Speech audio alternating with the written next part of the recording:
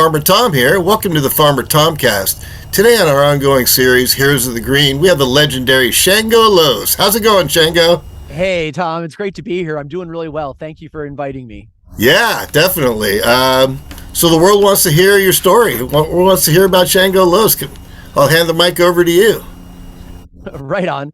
Well, let's see. Well, you said that you wanted me to kind of start at the beginning. So I first found my way to cannabis in college. I went to Catholic school. There wasn't weed around at all. But as soon as I got to school, um, uh, uh, everyone around me had weed, and that was actually the first year of The Simpsons. And so that fall, I started hanging out with my friends, watching Simpsons episodes, and they all were token, and I'm all like, "What's that?" And I was always a curious sort. And as soon as I found it, it felt like I was home. It calmed my central nervous system, and I just generally felt more at ease. And so, dove into it, started researching what I could. Jumped over my dealer to find out who was above them to get the better stuff. And so, mostly in college, I was a consumer and enjoying it, and would, eventually figured out that, if you buy yourself an ounce instead of an eighth or a quarter, if you pass those 3 quarters on to your friends, suddenly you can get your quarter for free. And so as soon as I figured out that magic, suddenly I had a lot of new friends, and more or less covered all my expenses through school doing that. I was in school for a debate scholarship, so luckily that was paid for.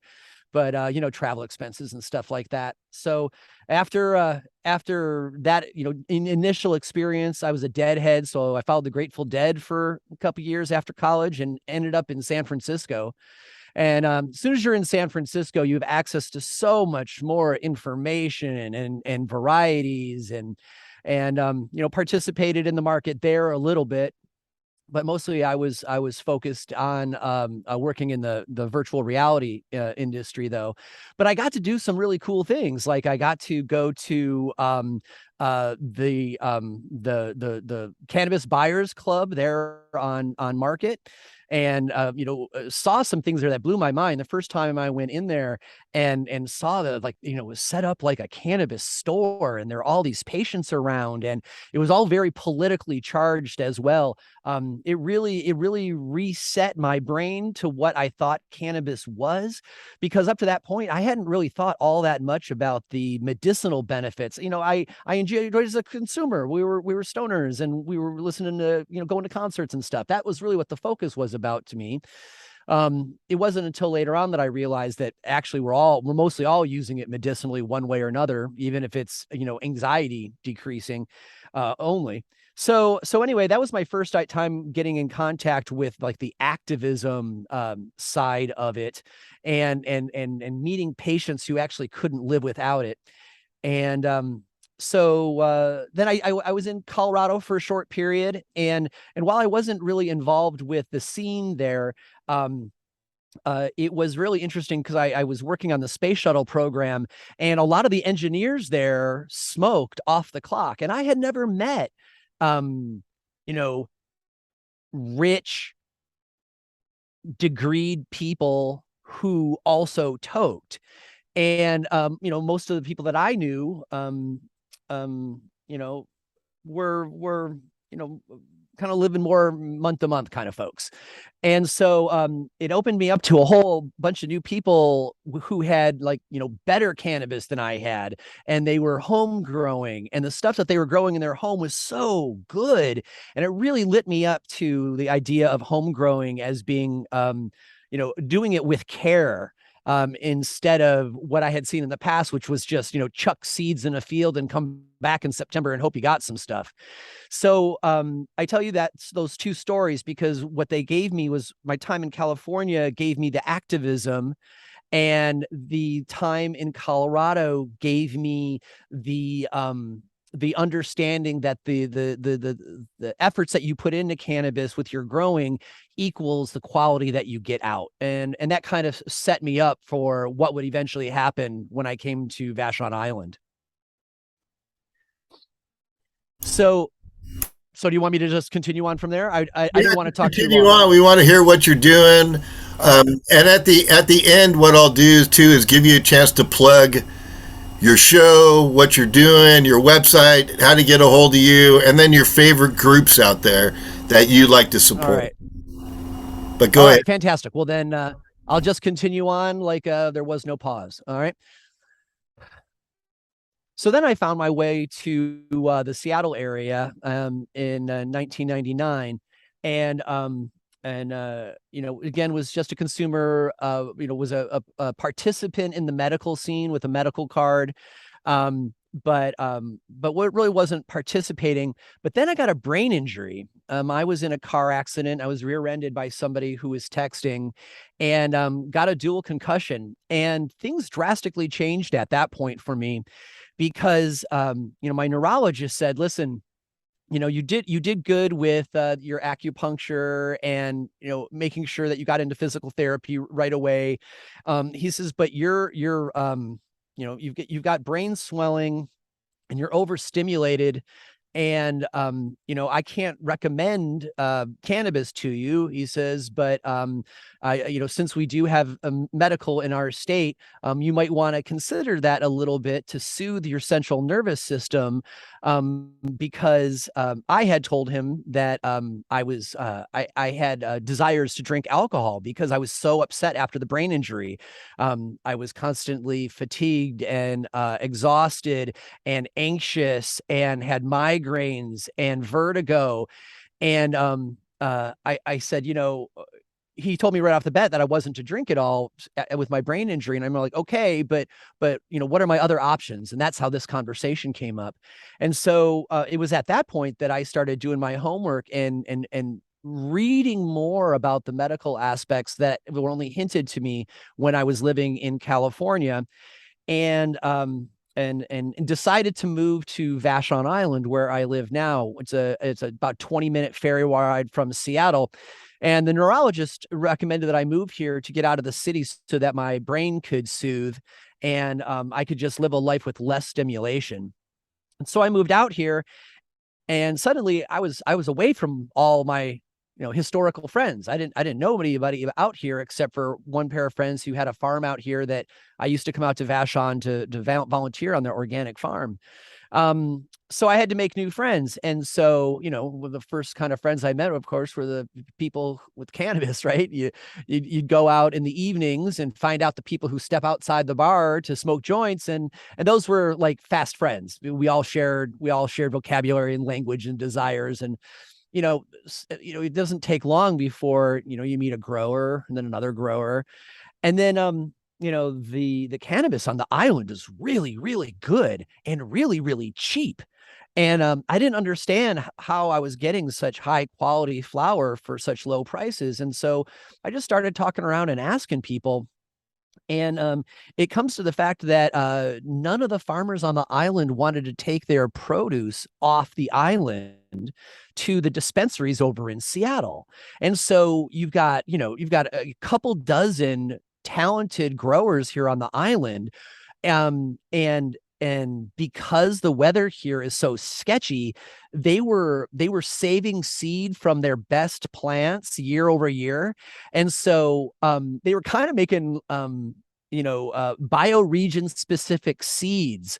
At the times they were calling them custom land races, and that's not really an accurate description, but that's how those farmers decide, called it. They're like, these seeds have adapted for the island.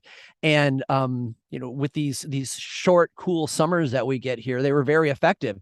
And so I'm starting to put this together, realizing that there's all these like really wholesome family farmers who are growing great product, but not getting its due money wise for it, because they were all selling against each other on the same island. And so my thought was, well, the first thing that we should do is to start getting this flower over to the medical dispensaries over in Seattle. And I was on Vashon and knew, and we're about like 8 or 9 months in from me living here at this point. My brain injury has started to heal pretty well, and I'm wanting to become a valued member of the community, and so I'm like, well, the one thing I can do is to help these guys and women get more money for their crop, and since I was very comfortable going over to Seattle, and I knew many of the dispensary owners already from being customers, and I'm a salesman, by training. I'm like, how about this? Why don't you front me, your stuff? I will drive it into Seattle today, and I will either bring you back your flower or your cash. And that was pretty trusting for these folks. But I had built a pretty good reputation on the island at this point. So one of the farmers trusted me and kind of filled up my car and then went to the shops. And I'm all like, hey, the farmer has got their medical card. The store is run by people with medical cards. I've got a medical card. And, until the state has got a licensed program, this is how they want us to do it. So do you want to buy Vashon Island cannabis? And it was so easy. It was ridiculous. I would walk in and that they would just like buy. And they'd be like, great, this is wonderful. When can we see you again? And so, at the very beginning, we just set up a whole bunch of new relationships with that, and decided what kinds of people on the city side we wanted to work with, because anybody who's lived through the medical times, it's pretty Wild West, right? You've got a whole bunch of like good family, hippie medical shops, and people who you trust in your house with you not there, and then there you got all these like kind of gangster hustler type guys who were very proud of the 9mm they had on them and all this kind of stuff. And I'm not saying that people shouldn't protect themselves, but there's a difference between concealed carry and flaunting it because it makes you feel cool, right? And those guys tended to attract violence, and that just wasn't where I wanted to be. So anyway, we ended up with really good relationships, selling to these mom and pop medical folks, and then of course the farmers here on Vashon were just thrilled. The farmers here on Vashon were like, wow, we're getting almost double what we used to get, and you're taking a little cut, but that we're still doing much better.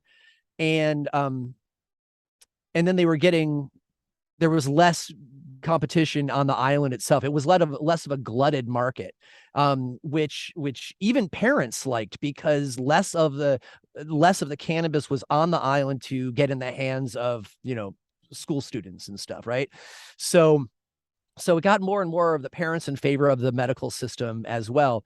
So we started with that, and that worked out really well for a while. And then at that point, I'm like, well, then now we're getting you more money for your cannabis in these legalish stores, let's start saving you money too. And so living soil was really popular on the island, mostly because people didn't want to pay for the kind of nutrients that other people were using. And so this was all very pre-Korean natural farming being cool, but people would just make their own ferments and their own just like grab whatever weeds were on their property and ferment them and make compost extracts and just use that. And in very unsophisticated ways, all these folks were essentially adding their own low dose IMOs, indigenous microorganisms that were comfortable on the island. And so I'm like, all right, well, let's get together and buy, our soil in bulk. Because while most of these folks were doing no-till, there's always people who are either, starting up new pots, or they're retiring old pots, or maybe they got fusarium in one part of the garden and they, needed to get rid of a bunch of soil. And so we started getting really nice soil, without any additives delivered to the island. And then just people would come by with their pickups, and we'd fill them up and send them home. And people were like, this is great. This is so much cheaper than bagged soil to get better soil in yards. And we started getting soil amendments, like quality compost we'd have brought to the island, and the kinds of like feather meal and crab shell and all these kinds of things that we would normally put into our soil. We just started getting bigger allotments of that. And as you know, when you get into volume, the economies of scale are fantastic and the prices just like drop precipitously. And so people were stoked that they were able to grow their cannabis with less money and then they were getting more money for it. And so at this point, I'm all like, we should all start we should all get together. And a lot of the farmers were not into that. They were all like, listen, I don't want to go to a meeting and be known as a farmer from cannabis. Like this was so early on, this is still nearly a decade ago, that they weren't prepared for that. So we didn't have meetings. So that went on for a couple years. But then Washington legalized, right? And so that really changed things. Suddenly, the old farmers fell into two categories: folks who were just going to stay in the shadows because they didn't trust the government, and rightly so. And then other farmers who are all like, it's been my dream to do this legitimately my entire life. Now's my chance. And so those people were now suddenly interested in coming out of the shadows. And then there's another group of people who, now that it was going to become legalized, they could see that there were huge financial opportunities for them. And they wanted to participate, even though they didn't have a cannabis background, right? And, that group of people, they get a lot of flack, and many of them have earned the disdainful name of Chads, right? These people who come in as opportunists. But also, a lot of the folks were really nice. Their heart was in the right place. They had some business acumen, and there was a chance that some of them would come up with good businesses. And so, I wasn't a hater, but these folks really needed to prove themselves to the rest of the grower community that they just weren't here to cash in and check out. So we did start having meetings, and I named the group the Vashon Island Marijuana Entrepreneurs Alliance. And I know that there's a lot of push back and forth about the vocabulary use of the word marijuana, but back when we were doing this, that thought really wasn't out there. So that was the name, and everybody loved it. And so we started getting together, and a lot of the farmers wanted to understand what was involved with the choice to become legal in the state of Washington. But a lot of the farmers weren't really the kind of folks who were going to go and, print out the big stack of laws and RCWs and read them for themselves. They just weren't going to do that. But I am that kind of person. And so I went ahead and I read them all in detail with a highlighter. And then we started a series of meetings where people would come and I would explain what was going on. And so it was very casual. It was in the Grange where the farmers have been meeting here on the island for over 50 years, an old wood, log cabin kind of building. And I would just sit in the front of the room and teach the RCWs. And then we'd have discussion about, well, what does that word mean, Shango? And I'm like, well, the rule making hasn't said what this means yet. We don't know. And so, so we would have those discussions, and eventually, after 3 or 4 of these meetings, some folks are all like, yeah, the legal market's not going to be for me. It's going to be like too expensive, or they didn't want that many cameras on their property or whatever. And then other people were all like, yeah, we're going full bore into this. And so, about that time, folks kind of launched their businesses. And at the beginning, I think we had 13 licenses, and maybe 7 or 8 of them actually came to fruition. And unfortunately, most of the people who got licenses did not have any background in this. And, a few of the farmers that were growers on the island previously, they didn't have any scaling experience.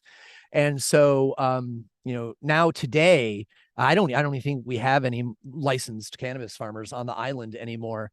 I think we've got one indoor hemp company, but that's about it. All the other companies burned themselves out, either from mismanagement of their own companies, but also,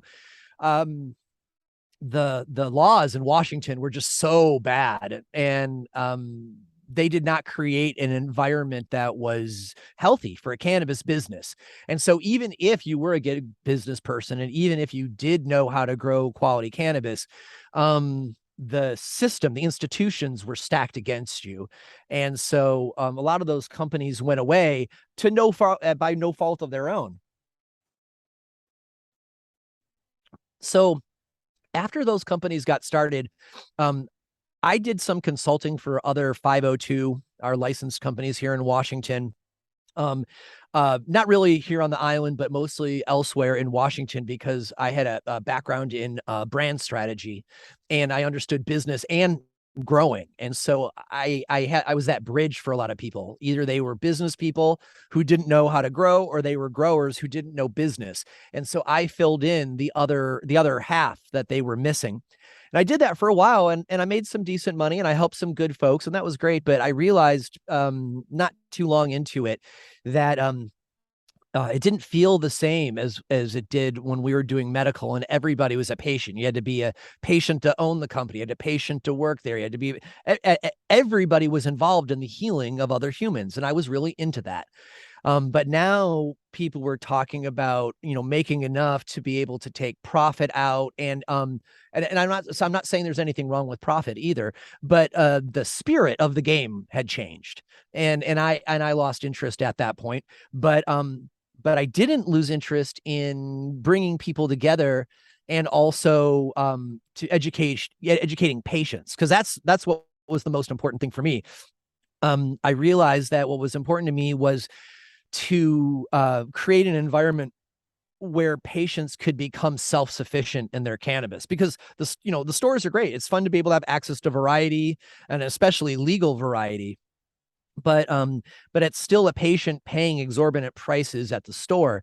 What I wanted was to create an environment where patients could learn about how to use cannabis medicinally, learn how to do home grow, learn how to do natural farming techniques without having to, use chemicals and pesticides, and then teach them how to hang and cure and make bag hash, because all of those skills are very learnable and doable at home. And when you're done, you are a patient who can take care of your own medicine, and that was very close to my heart. So the Vashon Island Marijuana Entrepreneurs Alliance pivoted to become the Vashon Island Marijuana Enthusiasts Alliance.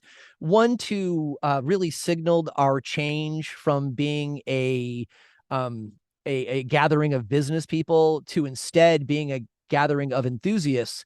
And also the state was giving us grief about the name too. They're all like, hey, if you're entrepreneurs, you've got to have a cannabis license. I'm like, but none of us have the plant. We don't touch the plant at all.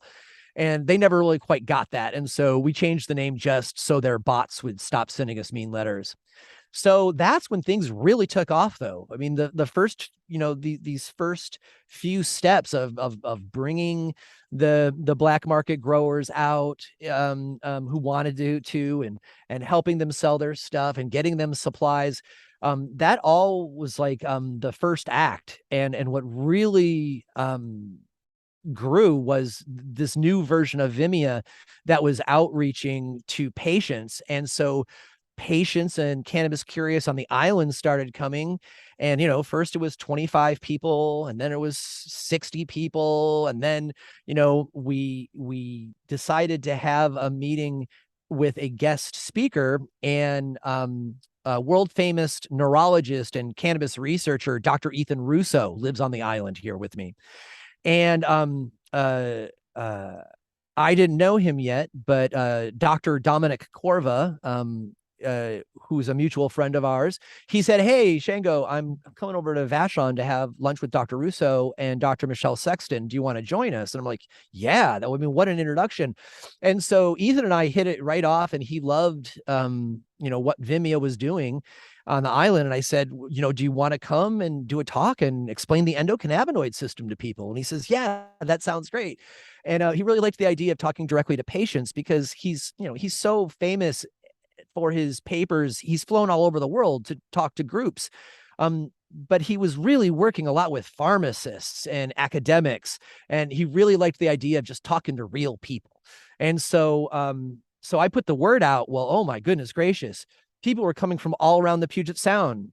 We used all the chairs that night. It was standing room only, and we had like 129 people or something. And it was a whole different vibe with that many people there. And so, Dr. Russo, did his thing. We set up the overhead projector, and he went through slides and explained it. And it was really fun. The endocannabinoid system was so early in its awareness to people that he would be explaining things and people would go like, oh, we're at it. Most cannabis people are to a point of maturity now that we all know about the endocannabinoid system, but these were hardcore cannabis heads who had never heard of it before. And they were from all around the Puget Sound area. And so at the end of that, everybody felt so good about it. And I felt, not only was I really happy to have been there myself, I was proud to have put it together. It made me feel good inside, the way that I felt more like back in the medical days. And so everybody's all like, we should do this again. I'm like, hell yes, we will do this again. And so we started having about 5 meetings a year at the Grange Hall. And I would bring in experts, including you, Tom. You joined us to talk about, I believe it was organic fertilizer. And so, we would have, folks like you come in to talk about natural farming. And we did a demo of how to make bag hash. And we had, a demo on how to make RSO. And then we had, a couple other, doctors and scientists who would come in. And what we realized is that starting out with Dr. Russo was a huge win, because he gave us immediate credibility. After we told these like big international speakers that Dr. Russo had spoken there for free, they're all like, oh, I'll fly myself in. I'll come and I'll pay for my own hotel room, because we didn't have any money. And they would just bring themselves in. And so we were getting these like great international speakers. And, Kevin Jodrey flew up from California to speak to us on breeding your own seeds for our environment and stuff. Oh my God, that was packed. And it just got to be this really wonderful scene. And we would consistently get between, 80 and 100 people before we had to eventually we had to stop letting people in for fire codes and things like that. But it was really powerful, and friendships were made, and people would come early and tailgate outside and hang out afterwards and smoke. And it became like, how like back in the disco days, Studio 54 in New York was a scene. And so like, not only did you go there to party, but important artists met other important artists. That started happening at these meetings, where people would come and meet other influential people in the scene who had, similar ideas or companion skill sets. And they would meet, and I would be running around doing, hosting it and making sure everybody was good and, things were working. But I would see over there like 2 people who were from different parts of the state, who I knew were both very good hash makers, talking to each other like all super intensely, and then find out, oh, later on they started a company together, right? And so I started seeing these connections with people that people were making. And when you start getting people like this together, like it was all, good food and hugs and people sharing weed and these were around the times that people were dabbing had just become a thing too. So people were talking about how to make dab oil safely, and discussing whether or not making dab oil concentrates any pesticides or whatever you might be using. And people, and it's like there were these very intelligent discussions at a very early point of this scene that is now so mature. And it was great. And so we had those meetings up until just 2.5 years ago, when COVID started, because well, at the beginning, of course, we actually had a meeting scheduled for March of 2020, and it was the 10th day of March or so that I realized that I was going to have to cancel it, because I just couldn't bring patients together when there was this disease that we didn't know how it was spread yet. We didn't know what it was actually doing to people. All we knew is that people were getting really sick from it. And so I called off that meeting, and then we ended up, then the state stopped everybody from having meetings for like a year or so, year and a half. And then when the state opened up and started to allow meetings again, they did that really pushed by business that wanted to start doing nightclubs and concerts and stuff again. And they had different boundaries than I did, different standards. And I just said, I still don't feel safe bringing patients together, patients who are sick and are back are likely vaccinated, with people who are young, not sick, and were often pushing against the vaccine.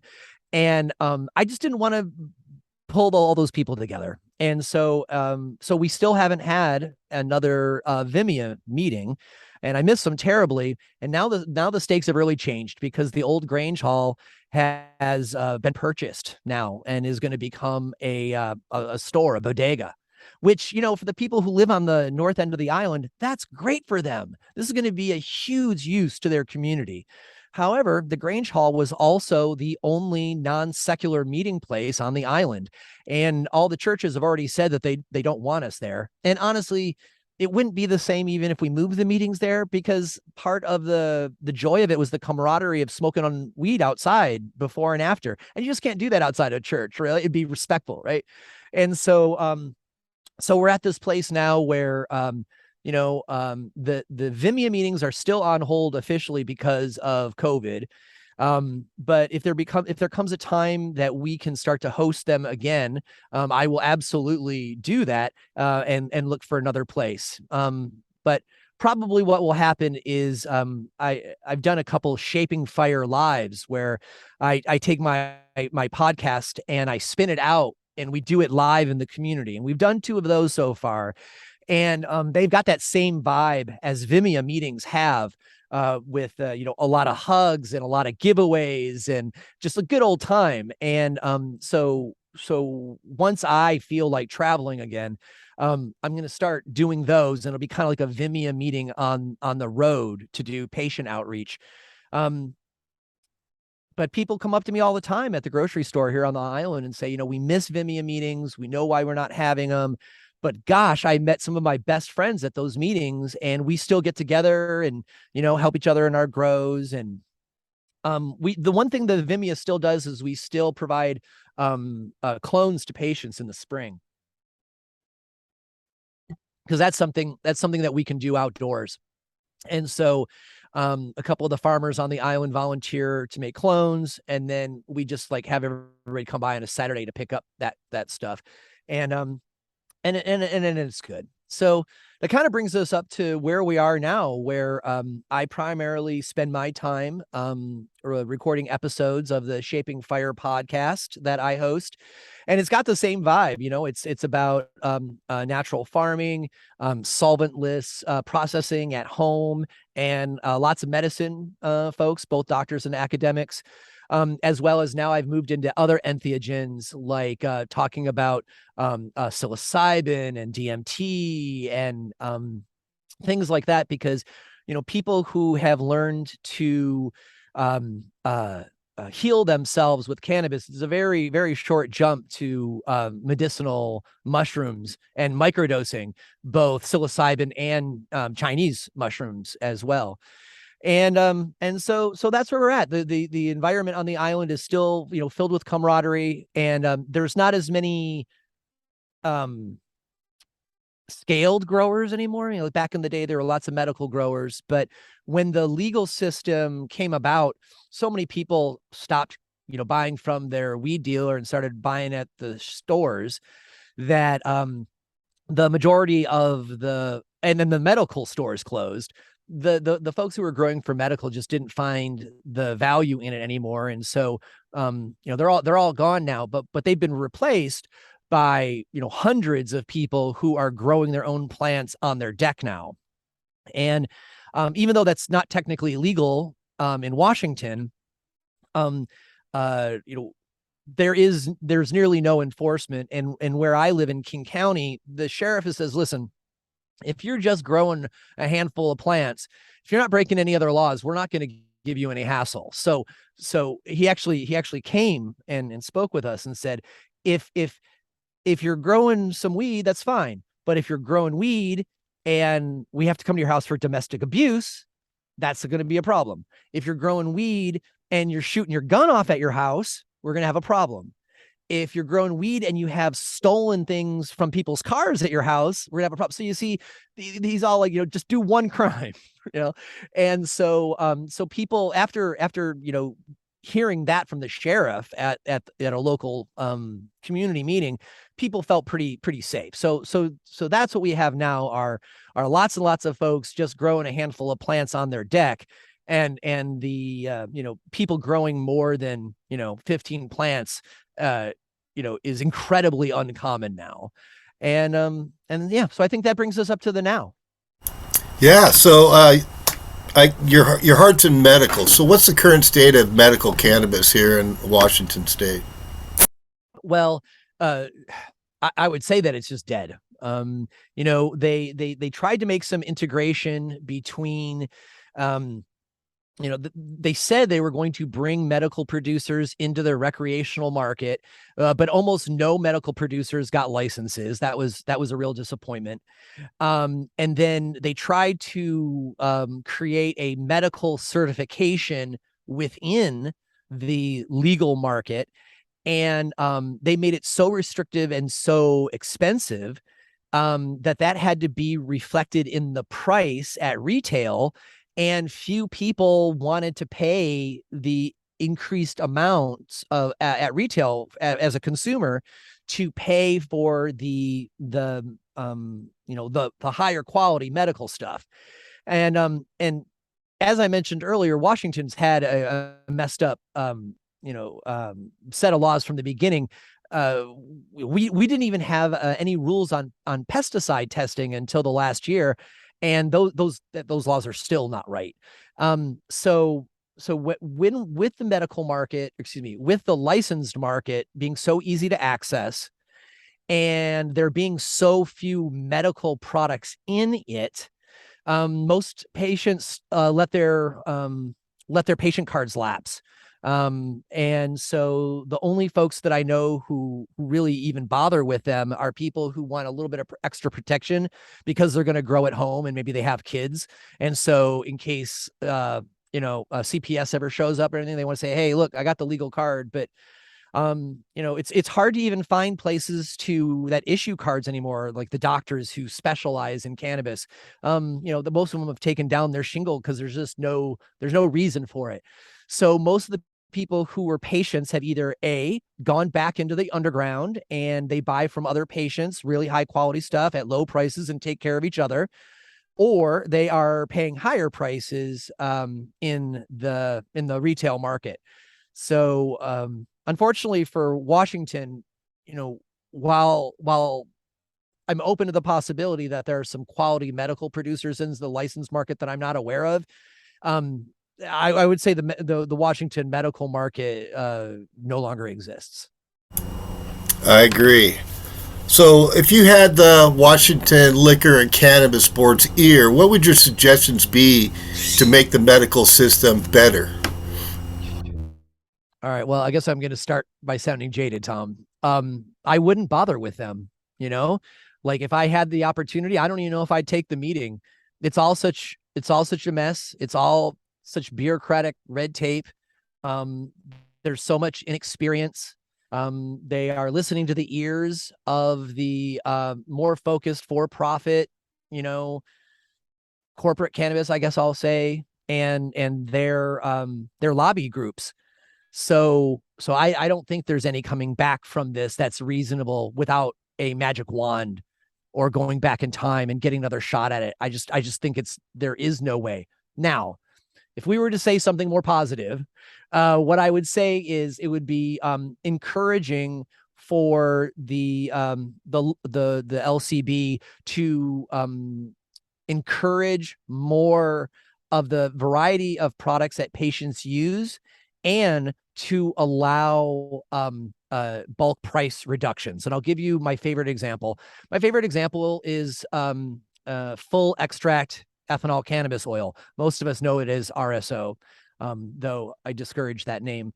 But it's the ethanol extracted resin from the plant, where the alcohol is then removed, and you're left with, this dark oil that is a whole plant medicine that helps nearly all patients. And in the days before the medical, or in the days before the licensed market, you could buy 1 milliliter syringes of this vital medicine at a very low, for a very low cost. And then if you were a cancer patient and needed a 60 syringe cancer protocol, well, everybody gave the cancer patient a huge discount because they had cancer. And if they were coming to cannabis, chances are they had probably already been taken advantage of by the Western style doctors and insurance companies. So by the time most people came to cannabis for cancer, they were often broke. And so that was patients taking care of patients, and it was beautiful. But then with the license market, that syringe of RSO that may have cost you, $15 to $25, depending on where you bought it, was now $70.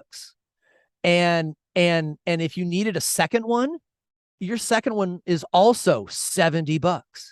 And your third one is also $70. And a lot of patients, especially the chronic pain patients and autoimmune patients, like many of them are taking a syringe a day. Hell, I've seen people take more than one syringe. And when you might be able to work that out at paying 15 or $25 a syringe, at $70 a syringe, and the state is limiting how much you're allowed to buy at a time, it pushes them to the black market. It creates the unlicensed market. And so I think that I would tell the LCB to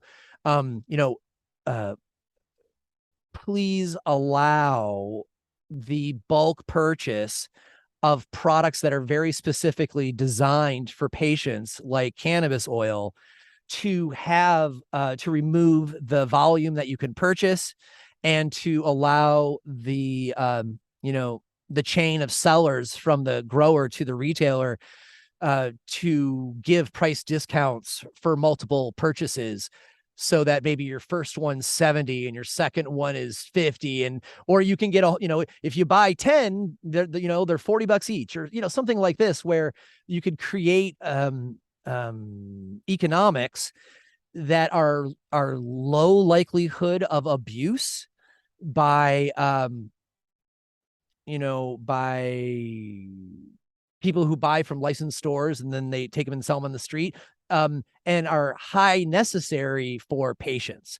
So that's what I guess I would recommend, is to just change the pricing dynamics of the Washington market to encourage lower prices for authentic patients. All right, we're going to switch it over to home grow right now. So the legislators and a lot of these business people are under the belief that if they allow home grow, it's going to take away from their business. Can you talk on that a little bit? Sure. So it's interesting because it will both take away from their businesses and add to their businesses. And this is the big picture that I think most folks are not looking at, because, the number one thing they say is like, oh, if we allow home grow, that home grower will not be buying from the store, and we got to protect our profits. So we don't want to do that. Well, the first thing is, if you can see right over here, I've got 11 tomato plants, and they're all huge, and I'm eating a hell of a lot of tomatoes right now. But in 5 weeks, I will have no tomatoes, and I will be buying tomatoes all from the grocery store again. And you know what? I've also been buying tomatoes from the grocery store this summer to supplement what I'm growing. So just because I'm growing tomatoes doesn't mean I'm not also going to the tomato store. And anybody who likes cannabis is going to be the same way. They are likely to be growing their own and also supplementing at the store, because one of the good things about the stores is that you can get exotic things. Like, for example, I can't grow a sativa here outdoors to save my life. There's just not enough summer. So if I want a sativa, I'm always going to be going to a store. So the idea that it's an all or nothing choice is just inaccurate. Plus, when you allow home grow, it increases the number of people who will be choosing cannabis as their medicine or enjoyment overall. And so as cannabis becomes more popular, there will just simply become more cannabis consumers in the state who will be frequenting the stores. And so, the states that just let people grow, they see this like huge growth in the culture around cannabis and the number of people who want to smoke it, and the numbers of people shopping in the stores go up, not down. But you've got to understand that they have to give a little in profits from people that'll be growing some of their own to get the evolution of a cannabis culture in the state that becomes widespread, and even more people are there to support the stores. And also, just on principle, I want to finish by saying I do not believe that it is a legitimate position to say that citizens should not be able to grow cannabis because it'll hurt the corporation's profits. I'm not a supporter of corporate personhood. They are not people and they shouldn't be treated as such. And corporation rights should be decreased.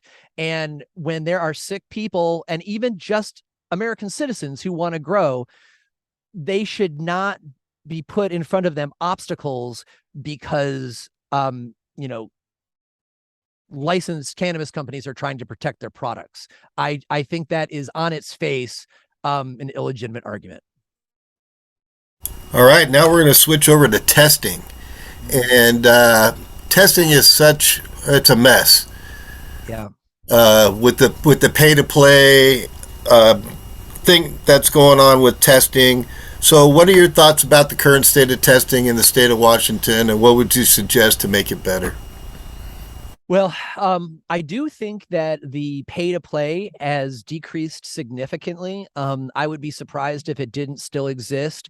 But and for those who don't know, when we say pay to play, we're talking about growers either are paying money or influence to a lab to give them better test results. And we had a real problem with that in Washington. And through the work of individual citizens, um, to expose that in the numbers, the LCB eventually had to start paying attention to it and started giving out some fines. And I think that has cleaned up to a great degree, though I would be shocked if it was not still happening to some amount. But the real big problem here, though, is just how unstandardized cannabis testing is, period. The state can talk a good game and you can read in magazines and they talk as if cannabis testing is a solidified science, and it's not. If you get cannabis lab managers together and you have a smoke or a drink with them, it does not take very much time before you start hearing about everything that's wrong in their lab, and how the things that they're doing wrong in their lab, they're just doing the best that they can, and that other labs are doing the best they can, but they're making different choices than lab A to try to meet those. And so we've got like the same basket of problems at all the different labs, and they are all approaching them in different ways. And so those of us as patients and regulators and business owners are going on an assumption that the lab results we have are accurate, and they're not. And the labs know this, but they're doing the best they can, and we need the labs. And so for the most part, I think that the testing system is mediocre at best and very damaged. And some of that is just the state of the art, and some of it is that the state has made such a restrictive environment for knowledge sharing that if there's a problem in a lab, no one wants to talk about it, and you just keep that stuff hush hush so you don't get in trouble for it, when it's not really something to get in trouble for.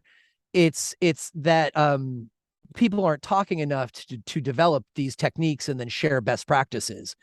And so, do I support the testing, regime, absolutely. I absolutely think there should be testing. You can't have medicine if you don't have an idea of what's in the medicine, right? But the idea that you know, the margin of error on a typical cannabinoid test is at minimum 5% in either direction, meaning that there's a 10% range that your numbers can be off, and that could be a significant amount. And there are also people who, they're running single pass tests, and there's a whole bunch of more cannabinoids that are present. But since the testing is prepping product for the for-profit market, sometimes all they care about is the THC. But if patients are getting good results from a particular variety, and all they can see is the THC, for all they know, it might have a surprising amount of CBG or CBN in it, which is actually the good cause. And most labs don't do a second pass unless you pay more for it, and it's not required by the state. So there's a whole bunch of value that's just being left on the table. And while we're at it, we should probably hit on the point that buying your cannabis based on the THC number is a rookie mistake. I understand that people want more bang for their buck, but you don't only buy 80 proof liquor or 190 proof Everclear and drink that because it's the best bang for the buck. There are a lot of very good wines that are a delightful experience, and you may enjoy more than a hard liquor because of the flavors and the smells and all these other delightful things that give it quality of experience. And this is the same thing with cannabis. The more THC that you have in it, the less room in the resin there is for other cannabinoids and terpene profiles. And so, not only do I not really believe these tests that are over 30%, it feels like, something's not right. Like maybe it was over dried or rolled in keef or any one of the other ways there are to game the system. But instead of something that's, above 28%, I'm normally happier with something that's at 19 or 21%, but has got really high terpene numbers. So it's got sesqui and triterpenes in it, because if you roll a joint of these flowers, most of them are just filled with monoterpenes, and as soon as you inhale through that joint the first time, all those monoterpenes are blown out by that first inhale, and so the rest of the joint tastes like really mediocre. But if you're growing something that is packed with the monoterpenes but also sesquiterpenes and triterpenes, you will have a tasty joint all the way down to the roach. That's where people should be paying attention, not, oh my God, this has got 32% THC, which, for most connoisseurs, you just get an eye roll. Understood. So what's the current state of cannabis in general here in Washington State? In general, I would say that there's a whole bunch of lack of success, right? The licensed market is a mess. Companies aren't, making the profits that they could if the market was more aware of how cannabis business is done and there weren't all these extra restrictions. So we've lost a lot of good companies, which also means that you're starting to have bigger players that are starting to monopolize by size. And so you've got fewer players making a market, which is, never good. It's not a free market environment. It starts to feel more monopolistic. And because of that, you've got a lot of people who are still not shopping in the licensed market, because the pesticide testing hasn't been there. And now what there is questionable. And so a lot of people and then the quality is not there for a lot of places, and quality costs a lot of money. And so people who have got the money and the tastes for expensive cannabis in the legal market will just as often buy quality cannabis in the unlicensed market. And so where the licensed market was supposed to supplant the unlicensed market, that hasn't happened. So you've got a confused and weak licensed market, an unlicensed market that's much smaller, and more underground because now the licensed people are trying to get the unlicensed people busted, and a lack of the original medical market that was providing quality meds at good prices to patients. But that still exists, but it's like a fraction of what it used to be. So, and the only thing that seems to be really going well is the explosion of the home grow, and that's illegal. So, unfortunately, the state, when we were one of the first two states, when Colorado and Washington were both came to the decision about the same time, that we were going to be legal, we're all like, we in Washington want to be the example of how to do it right. And we ended up being the example of how to do it wrong. And it was very frustrating. On the upside, it did end up providing a service to the rest of the country because people do see the debacle that is Washington cannabis, and they use us as an example of how not to, legalize cannabis. And our medical was so big, and our initial push of licensed cannabis companies was so significant that all these people got these great skills developed and best practices and SOPs. And then they fled Washington because they're all like, we don't want to play in this sandbox because we don't see it succeeding for us. And so they took these skills to Michigan, to Oklahoma, and took what they knew and jump started those states with the lessons that we learned here during our very significant medical days and early licensed market. So it created a brain drain from Washington, but these people also got to take some lessons with them. It also sent a lot of hustlers away too. I mean, there were certainly bad actors in both the medical and the licensed scenes. And now I see them posting from Oklahoma or whatever, right? And and sometimes like you'll see them hit like 3 states, right? Like maybe they went to Michigan first and that didn't work out and they burnt their reputation, and then they went to Ohio and that didn't work out, so now they're in Oklahoma. Not to diss Oklahoma, it's just where a lot of people went recently. And so yeah, so that Washington original talent has now all over the world. All righty. So, what's the future of cannabis? Well, the future of cannabis is got goods and bads, and I'll just hit 3 things. One future of cannabis is pharmaceuticals, and there's no getting away around it. There's a lot of money being poured into a reductionist approach to cannabis medicine, going into the whole plant resin, dividing out isolates, so that instead of having the resin and all of its components working together with the human body the way it has for tens of thousands of years, they're taking out just the THC, just the CBD, just the CBG, and then mixing it with some other vehicles in the lab and trying to make cannabis medicine that is patentable.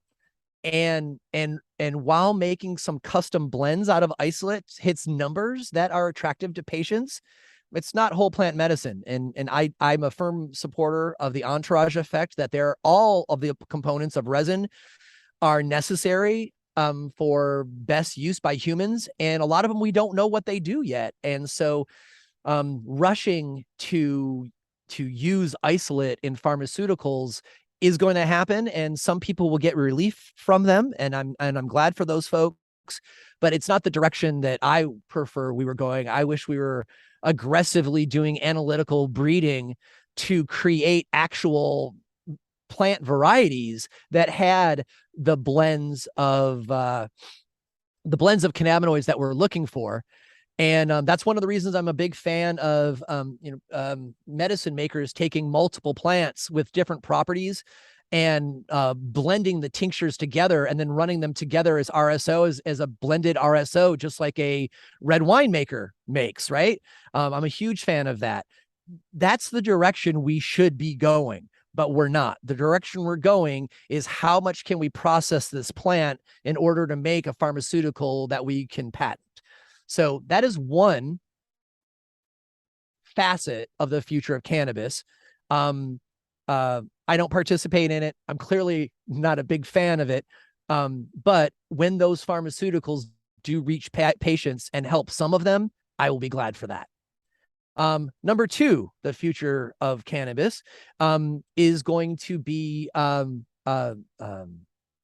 self-reliance. As I was talking about at the top of the show, patients learning how to be self-sufficient, where they can choose their own seeds or buy clones at a store, grow it at home, dry it, trim it, make their own medicine, where they don't need to interact with the legal market. I think that is going to be part of the future, because the recreational market is really not for everybody, and it's especially not for advanced cannabis patients.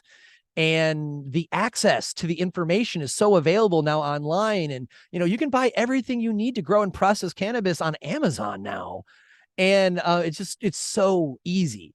And so I think that self-sufficiency of cannabis enthusiasts, and neighbors taking care of their neighbors, is another facet of the future of cannabis. And the last one I will hit on is auto flowering cannabis plants. We've all been growing photo period cannabis plants, which start to bloom in mid-August, when the days get shorter. And then where we live, you harvest mid-October, which is very difficult in the Pacific Northwest because of the rain and the cold.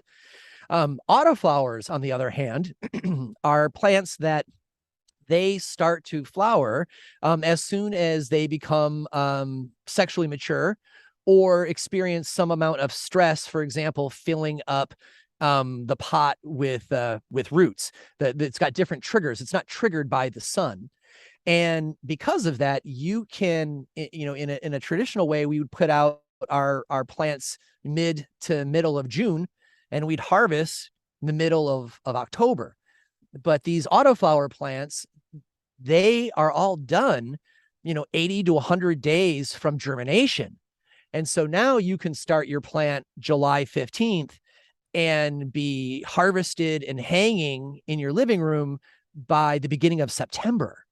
And it's still a beautiful summer. It's dry. There's no moisture for mold yet. And these new variety of seeds, they've been experimented with for 20 years, but really they've only really gotten good in like the last 6.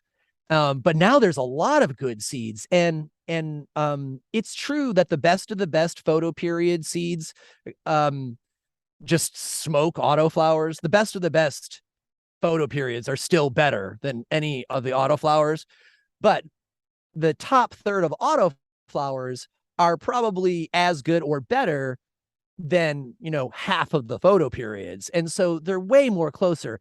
Saying generally that one is better than the others in all cases, it's just not true anymore. You need to talk this specific plant grown in this location in this way versus this particular plant grown in this location in this way. And I think because of that, it's going to open cannabis growing at home to a lot more homeowners, because they can do it easily in a shorter period of time with more guaranteed results and without a greenhouse. And so autoflowers are, for those of us in cannabis, we're familiar with them. But I think that as more people who are new to cannabis find out about them, they're just going to make people who never considered growing start to grow. And so that's a third facet. Autoflowers, I think, are also the future of cannabis. So what are your favorite varieties out there? Both autoflower and full term. Well, since you said out there, I'm going to guess we're talking about growing outdoors, because my favorite plants I can't grow outdoors here. But the short flowering Royal Kush from Mendocino, from the famous breeder Mandelbrot, rest in peace. That's a fantastic plant for where we live. It's got a very high variety of cannabinoids that a huge range of patients find helpful. including osamine, which is an antibacterial and antiparasite, which we're finding really helps for hard to help people like Lyme patients. So I would say, Royal Kush is near the top of my list. There's many of the purple flowering plants that they've got shorter legs, like purple cushes and things like that. We can get a lot of those to finish here too before the rains, and is also good medicine. I tend to personally prefer to smoke things that are more evenly balanced. The words indica and sativa are outmoded, but they're still helpful sometimes to describe equatorial versus Afghani Himalayan like plants. And so I like something that's more of a 50-50, 60-40 balance. And so most of those you have to grow indoor where we live. And I'm a big fan of people who are taking exotic California things that we can't grow here and crossing them to things that like Royal Kush that we can grow here to knock off some of the days. And so to kind of put it in a big category, I love California genetics that some breeder up here in Washington has crossed to something to make it growable here. For autoflowers, I guess I'll point out breeders first of all, because that's really where the levels are. Once a breeder starts putting out good varieties, they're probably going to put out more. And so folks like Mephisto Genetics and Night Owl Genetics and Gnome Automatics. And I'm also being sent seeds in the mail by more and more like bedroom breeders, just like some person in their house who doesn't even have a business, but the cat's out of the bag now. And so people can get the autoflower genetics to work with. I'm very excited about, some of the people who are taking things like this summer. I've been talking a lot on my Instagram about this GMO autoflower, not genetically modified organism. I'm talking about the garlic mushrooms onion variety. That made a really nice jump to autoflower, and so I'm getting to feel like I'm smoking high quality photo period, but getting it out of an autoflower. So if people are looking for that, I would say we're still in the days of trusting the name brands, because the name brands have got a name brand for a reason right now, to be a leader in autoflowers. And when you get tired of growing the same stuff that everybody else is growing from the big names, start going on websites like strainly.io and buying seeds from just like nobodies with no business. You can get them at a steal of a price, and you can help support new breeders. I'm always into new breeders who are doing it their way, because that's where the cutting edge is. And as a huge cannabis enthusiast and connoisseur, and as a journalist, I'm always looking for the new. Let's switch over to the transition from medical to recreation and the fallout that we've seen across the West Coast. Like what aspect of it do you want me to focus on?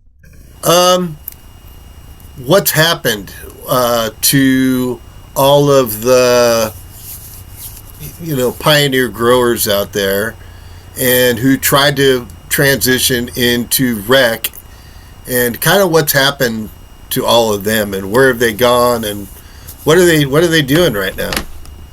Right on.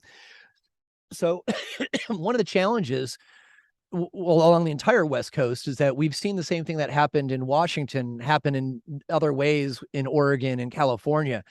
Whereas we lost a lot of the medical people because the market was shut down, and then the medical people were not offered licenses in the legal market, which caused those growers either to go to other states or find other things to do. The issue in Oregon was just simply they gave out so many licenses. There was an oversupply for 2 or 3 years. No one could make any money.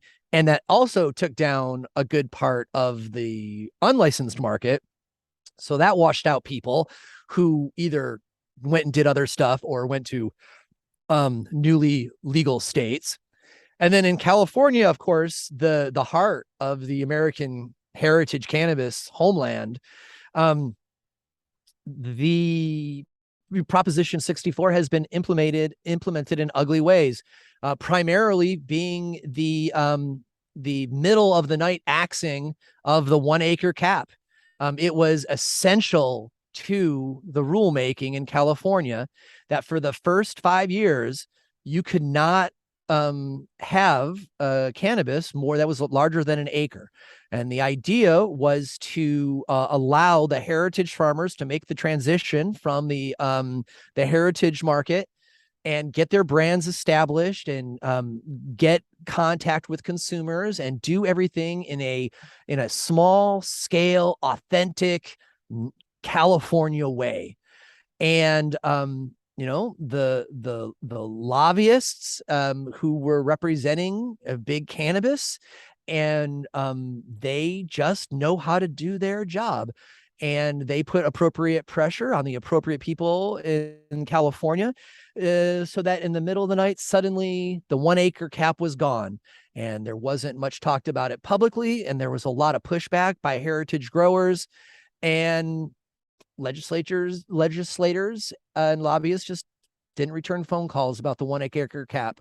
And that particular linchpin is why we find California in such a mess right now, because instead of the heritage farmers being able to get established, suddenly deep pocketed entrepreneurs brought in their capital and started stacking licenses, 1 license, 5, 25. And so they are mass producing, mediocre cannabis with mediocre taste profiles and dumping it on the market at such a low price that it's hard for the heritage growers to sell anything at all except to a very informed consumer base. And now, the retailers are starting to charge for space on the shelf.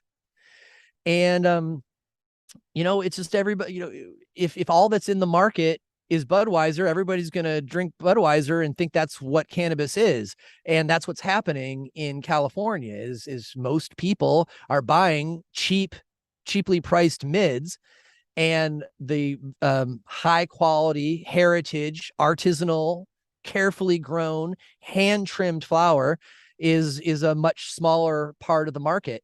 We're also seeing other dynamics where, the smaller farms, they are losing their retail shelf space because a lot of them don't sell enough cannabis to be able to sell year round, because they're organic, natural farming, sun-grown flower.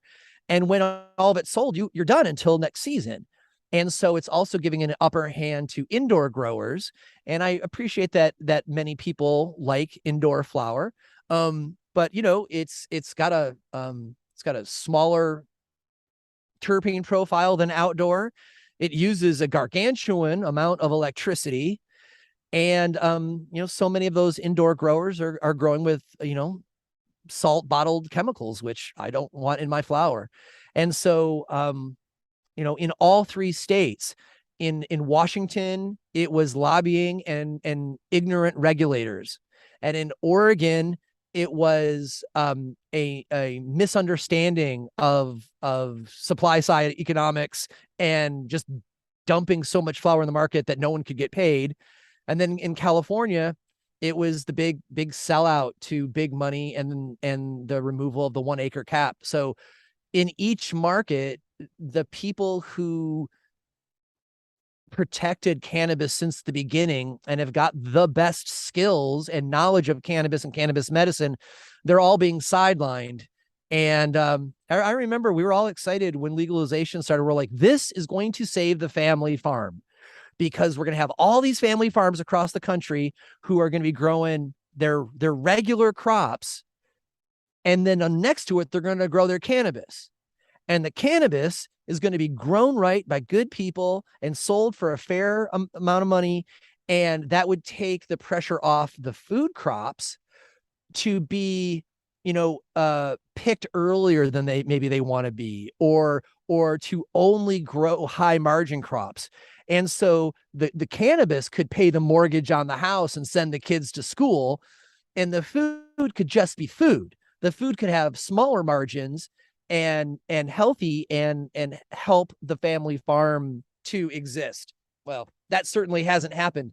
It's a rare situation to find farmers who do grow food next to their cannabis anymore, either because the way that the rules are made about not intermingling crops, or perhaps the total square footage of your farm, need to devote it all to cannabis, or any other reason. So yeah, I'd say on the West Coast, the people who most deserve and have the most talent at growing cannabis have been unceremonially pushed out.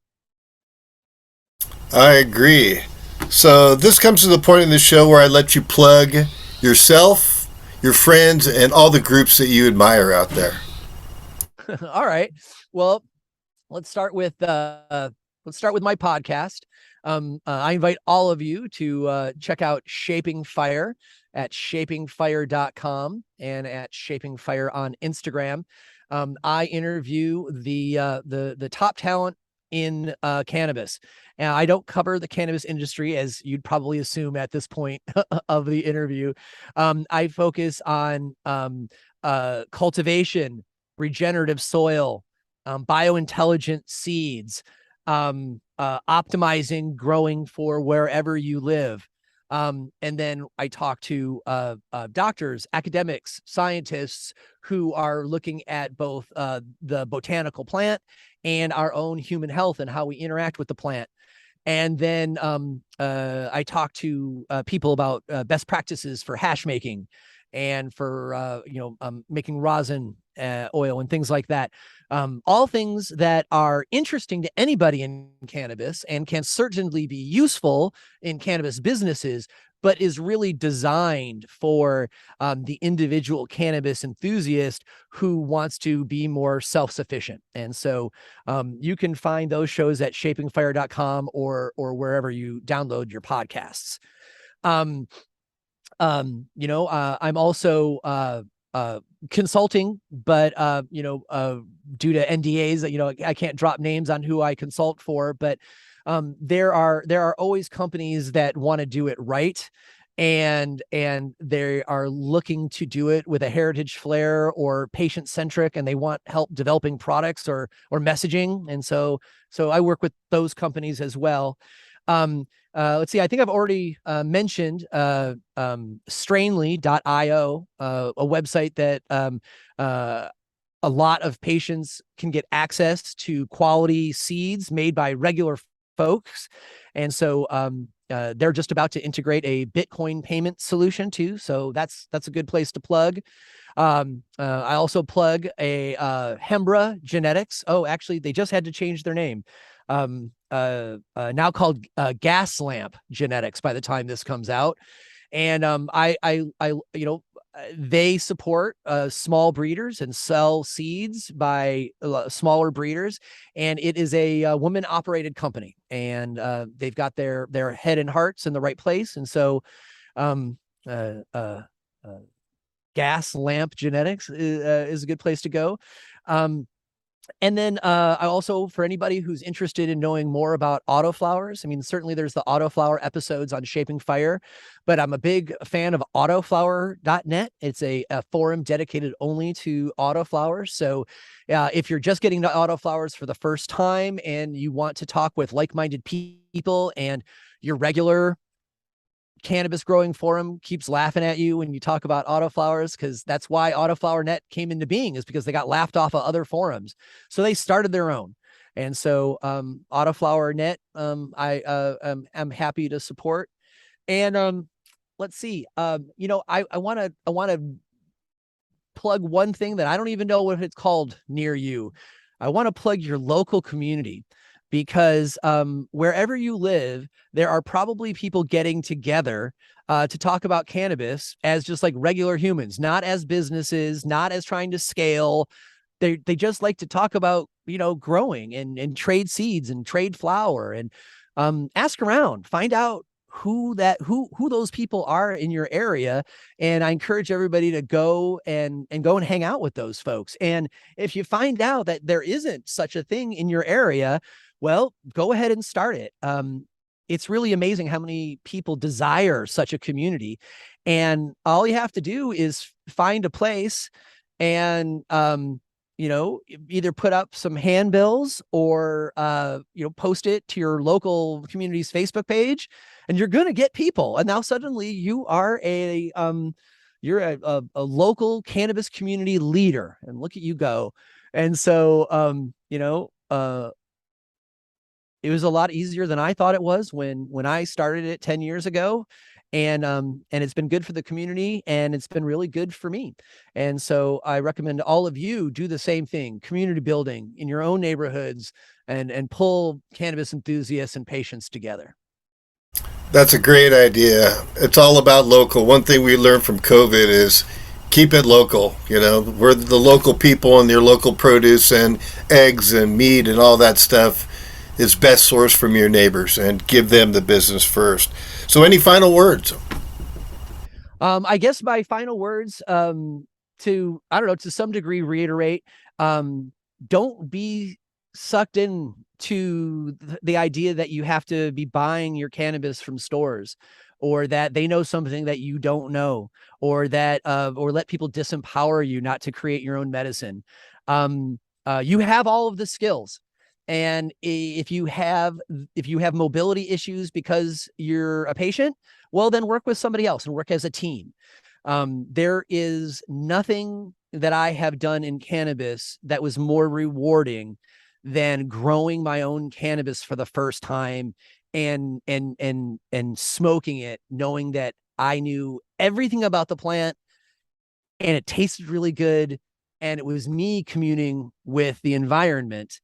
And all of the secondary benefits from touching the soil, and the microbes in the soil coming in contact with my nose and my hands and putting me in a better mood. Cannabis cultivation itself is a healing experience, and no one should be discouraging us to do it. And so, I encourage you folks to embrace your own abilities to do that, and encourage your friends. Well, Shango, thanks so much for taking time out of your busy schedule to be a part of the ongoing series, Heroes of the Green, because, buddy, you are one. Right on. Thank you, Tom. I really appreciate the invitation and having a chance to chat with you and your audience. Yeah, thanks so much, Shango. Have a great weekend. We look forward to talking to you soon, buddy. Right on. Thank you. Take care.